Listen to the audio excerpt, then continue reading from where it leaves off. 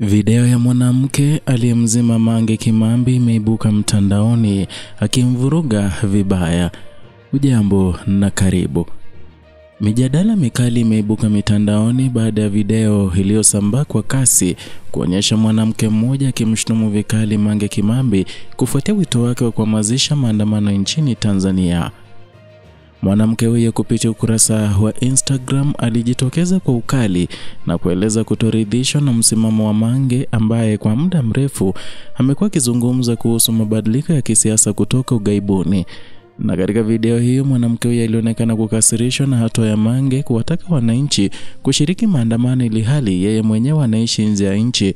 Alisisitiza kuwa si sahihi kwa mtu aliyekimbia nchi yake kuwataka walio ndani ya nchi kuhatarisha maisha yao kwa maandamano, huku akisema kuwa hali ya usalama na changamoto zinazowakabili raia walioko Tanzania haziwezi kulinganishwa na urahisi wa kuzungumza kutoka ughaibuni.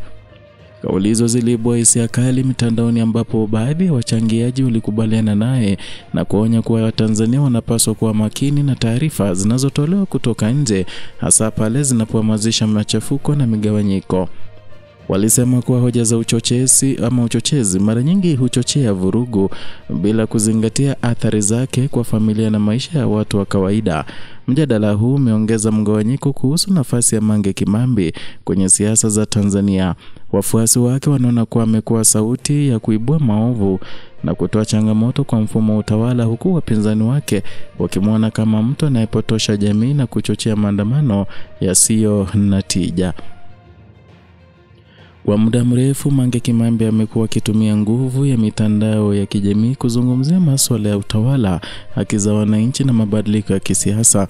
Hata hivyo maoni yake yamekuwa yakigawanya mitazamo ya Watanzania na video hii imezidisha mjadala huo kwa kiwango kikubwa.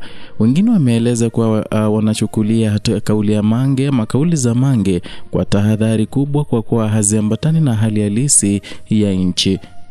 Wachambuzi wa masuala ya mitandao wamesema kuwa kisa hiki ni kielelezo cha jinsi mjadala wa kisiasa unavyohama kutoka majukwaa ya kawaida kwenda kwenye mitandao ya kijamii ambako kila raia ana nafasi ya kutoa maoni yake. Hata hivyo, wameonya kuwa maamuzi yanayogusa mustakabali wa taifa yanahitaji mjadala wa kina, wa heshima na unaojenga badala ya kuchochea hisia kali zinazopelekea migawanyiko ya kijamii.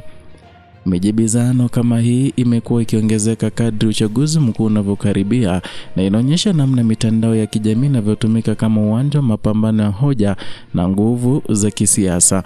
Video ya mwanamke huyu imekuwa gumzo ikitazamwa na kusambazwa kwa maelfu ya mara huku ikibua mjadala mpana kuhusu ushawishi wa watu walio nje ya nchi katika siasa za ndani.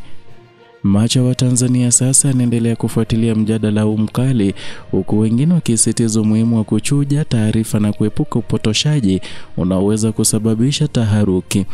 Endelea kufuatilia Kenyascope kwa taarifa na uchambuzi wa ndani kuhusu mjadala ama mijadala kama hii ya kisiasa na ushawishi wa mitandao ya kijamii katika mustakabali wa Tanzania.